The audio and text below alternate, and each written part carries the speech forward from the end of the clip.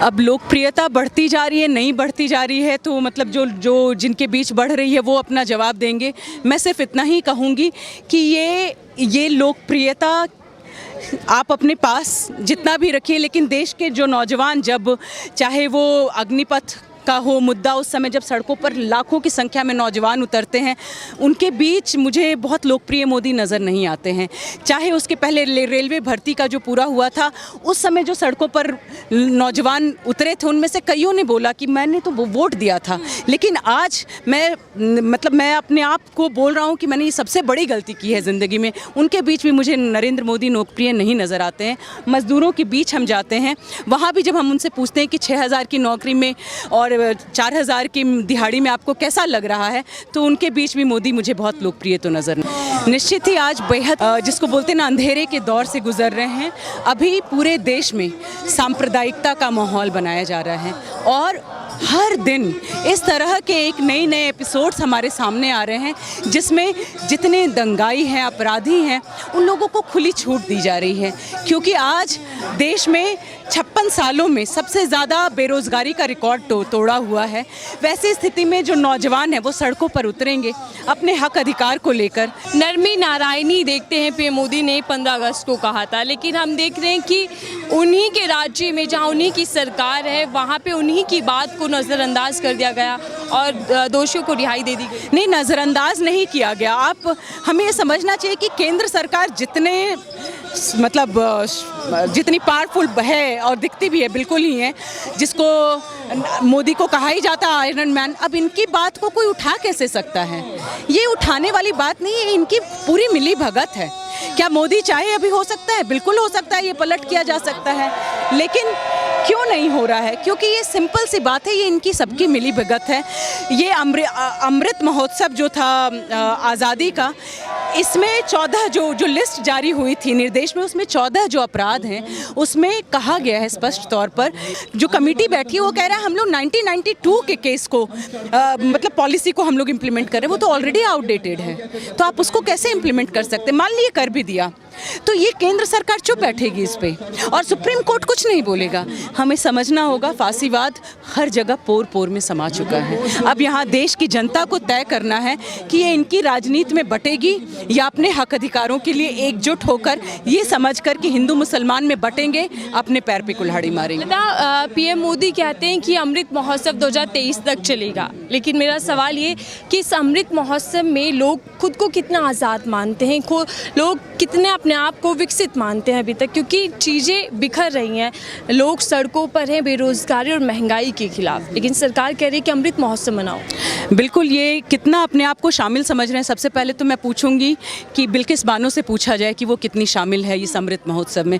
पूछा जाए इंद्र मेघवाल के परिवार वालों से जाकर पूछा जाए कि वो अपने आप को कितना शामिल समझ रहे हैं। और इसी तरह हर वो औरत जिसके साथ ये इस तरह की घटनाएं हुई हैं और उस अपराधियों को रिहा देखकर वो कितना सुरक्षित महसूस कर रही होगी और अमृत महोत्सव में वो अपने आप को कितना शामिल समझ रही होगी, उनसे जाकर ये पूछा जाना चाहिए। और इस तरह देश का हर बेरोजगार, उसके पास कुछ विकल्प नहीं है, वो भी शायद ही अपने आप को शामिल महसूस कर रहा होगा। मैं भी अपने आप को बहुत शामिल कैसे महसूस करूँगी कि जब देश में ऐसे अपराधी घूम रहे हैं और उनको खुली छूट मिल रही है, तो कोई भी औरत अपने आप को इस पूरे महोत्सव में शामिल नहीं महसूस करेगी। आज़ादी के 75वें साल बाद भी जब महिलाएं किसी भी आंदोलन में या किसी भी महकमे में अपनी भागीदारी लेती हैं या दिखाती हैं कि हम भी समाज को एक अड़पण दिखा सकते हैं, तब भी महिलाओं को ये याद दिला दिया जाता है कि आप चूल्हा चौकी करो, आप घर से बाहर नहीं जा सकते। बिल्कुल, और मैं फिर से वही कहना चाहूँगी कि नरेंद्र मोदी जी ने वहाँ पे औरतों का सम्मान करने की बात की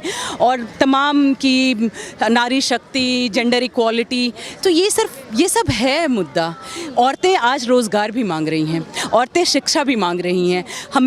हम लोगों को आप रोज़गार दे दीजिए, हमें आप शिक्षा दे दीजिए, हमारा सशक्तिकरण 50 से 60% हो जाएगा।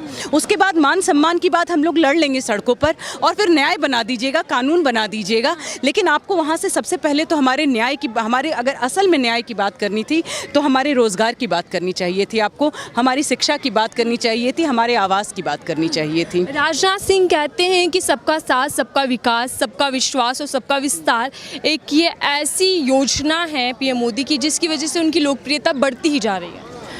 अब लोकप्रियता बढ़ती जा रही है, नहीं बढ़ती जा रही है, तो मतलब जो जिनके बीच बढ़ रही है वो अपना जवाब देंगे। मैं सिर्फ इतना ही कहूँगी कि ये लोकप्रियता आप अपने पास जितना भी रखिए, लेकिन देश के जो नौजवान, जब चाहे वो अग्निपथ का हो मुद्दा, उस समय जब सड़कों पर लाखों की संख्या में नौजवान उतरते हैं, उनके बीच मुझे बहुत लोकप्रिय मोदी नज़र नहीं आते हैं। चाहे उसके पहले रेलवे भर्ती का जो पूरा हुआ था, उस समय जो सड़कों पर नौजवान उतरे थे, उनमें से कईयों ने बोला कि मैंने तो वो वोट दिया था। लेकिन आज मैं अपने आप को बोल रहा हूँ कि मैंने ये सबसे बड़ी गलती की है ज़िंदगी में। उनके बीच भी मुझे नरेंद्र मोदी लोकप्रिय नहीं नज़र आते हैं।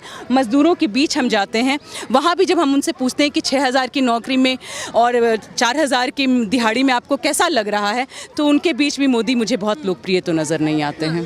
कहते हैं कि हर जाति हर वर्ग की सीमाओं को तोड़कर एक नए मॉडल का विकास किया, विस्तार किया पीएम मोदी ने, एक देश को एक अलग ही रूप देने की कोशिश की। मतलब ये हम क्या बोलें कि ये कौन सा रूप हमें मिल रहा है, जिस देश में 11 इतने जघन्य अपराधियों को 15 अगस्त को रिहा कर दिया जाता है।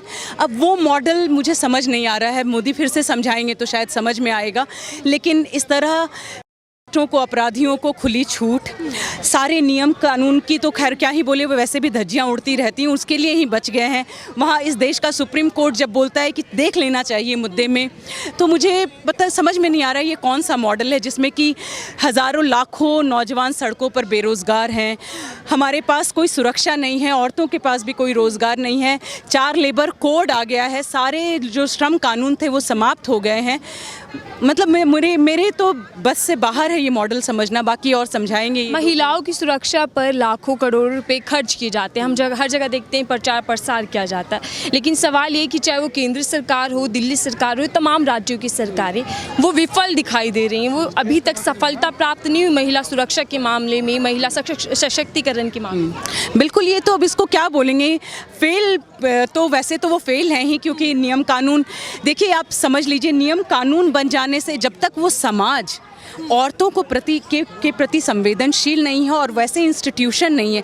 क्या हमारे देश में कितने सालों से डॉरी के खिलाफ कानून बना हुआ, कहाँ इम्प्लीमेंट होता है? कानून सिर्फ कागज़ों पे है। वो ऐसा देश होना चाहिए, वो ऐसा समाज होना चाहिए, और वैसा समाज तभी होगा जब वो इंसानों के केंद्र का समाज होगा और राज्य ऐसा होगा जिसके केंद्र में इंसान होगा, ना कि मुनाफा। तभी वो औरतों के बारे में, बच्चों के बारे में और तमाम कमज़ोर जो तबका है समाज का, उसके बारे में वो सोच सकता है। आपसे आखिरी सवाल लेते हैं लता, कि एक तरफ जनता सड़कों पर है तमाम ज़रूरी मुद्दों को लेकर, और अभी सबसे बड़ा मुद्दा बिल्किस बानो को इंसाफ दिलाने का लेकर, लेकिन दूसरी तरफ चुनावी माहौल बना हुआ है। सभी जो राजनीतिक पार्टियां हैं, जो सत्ताधारी पार्टी हैं, वो चुनावी वादों की बौछार करने में लगी हुई है। तो क्या ये मुद्दे उन मुद्दों पर भारी पड़ पाएंगे जो चुनावी वादे होते हैं? देखिए, इनके पास वायदे करने के लिए बात होते हैं, और चुनाव के 15-20 दिन, 2 महीने, 1 साल के भीतर ये सारे फुस हो जाते हैं ये वायदे। क्या चलता है देश में? जाति के नाम पे राजनीति चलती है, धर्म के नाम पे, उसको सुलगाए रखना है, और यही हम देख रहे हैं। गुजरात की तैयारी है इलेक्शन की, 2024 की तैयारी है, उनकी राजनीति उधर है। आम जनता और मजदूर मेहनतकश को समझना है कि वो क्या इस राजनीति में बहेगा, या अपने हक अधिकार के लिए एक ऐसी राजनीति के साथ खड़ा होगा जहाँ कि उसे समझ में आए कि उसकी बात सुनी जा रही है और उसके अनुसार देश में नियम कानून बन रहे हैं। मतलब इस देश की जनता को तय करना होगा, और चुनावों से मतलब हम लोगों को ना बहुत सारा उम्मीद चुनाव पे नहीं डालना चाहिए, क्योंकि चुनाव तो देख ही लिया ना 14 के बाद 19 का देख लिया, अब 24 में क्या कर लेंगे?